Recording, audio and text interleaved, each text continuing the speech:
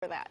Well, if you're traveling this time of year, take special care over the mountain passes. Yes, I know a lot of folks nervous about what's tomorrow going to bring because it's going to be the windiest and the snowiest for our mountain areas, and some parts of the valley will also be impacted. So I'm going to tell you about a long list of advisories, watches, and warnings. We'll start with Siskiyou Summit down closer to the California border because this will be a very hard-hit area as we roll into tomorrow. It will be under a winter storm warning starting at 10 a.m. tomorrow and go all the way through Wednesday.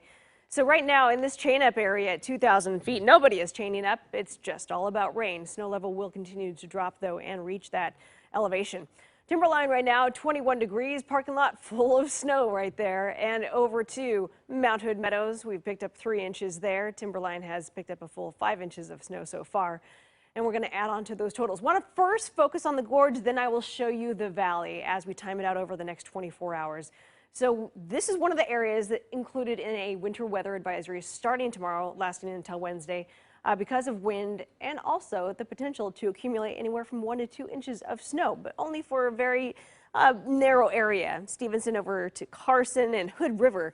So noticing as we get to early tomorrow morning, you might even see a little bit of a rain-snow mix right along I-84. But nothing actually accumulating on the roadways. Snow level continues to drop, though, throughout the day. This is 9:30 in the morning. It's all about rain, a little bit of that rain-snow mix, though, happening right there. Plenty of snow accumulating for the mountains. And then we talk about 3 o'clock in the afternoon. A little bit less of that moisture coming through, but now our wind direction has changed. It'll be coming out of the east instead. So that's going to take all that cold air here and transport it downwind right into Portland. I'll talk about Portland here in just a second. But here we go. This is the afternoon Tuesday. Still seeing a little bit of a rain-snow mix, but by the time we roll into the evening hours, that's when we could actually start to accumulate some of that snow there along I-84. Again, only for a very narrow area. Parkdale, you can count on accumulating that snow. You're at 1,700 feet. Other than that, we get on through Wednesday, and then we start to see, well, stronger winds out of the northeast, and we pretty much dry it up by the time we get to Wednesday night. Now let's talk about our valley forecast because all the way from Salem down to Eugene, you'll be under a winter weather advisory starting tomorrow, lasting until Wednesday noon. So you could see anywhere from a fraction of an inch to an inch of snow against Salem south, possibly up to 2 inches for slightly higher elevations just above the valley floor. It's in the realm of possibility because you're closest to the center of that area of low pressure, which is going to be making its way into southern Oregon. So here we go, that we roll on through tomorrow morning. We get to the afternoon. It's still all about rain right here in the valley until we get into tomorrow evening.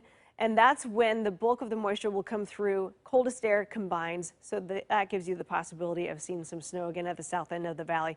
Other than that, we get to Wednesday. Again, we are completely drying things out here, and this is when you're going to see some of the coldest temperatures yet.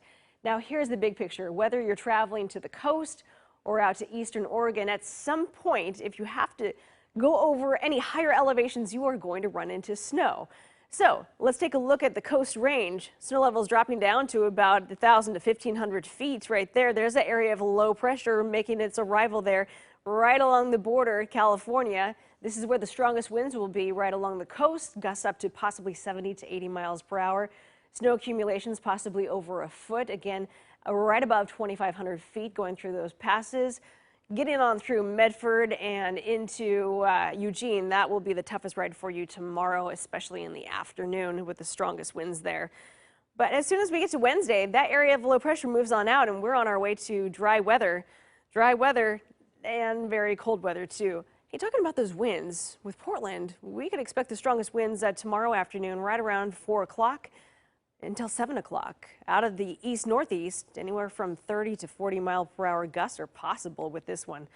Now, talking about your temperatures tomorrow at the coast, will be in the low to mid 30s initially. Daytime highs, though, reaching just the mid 40s.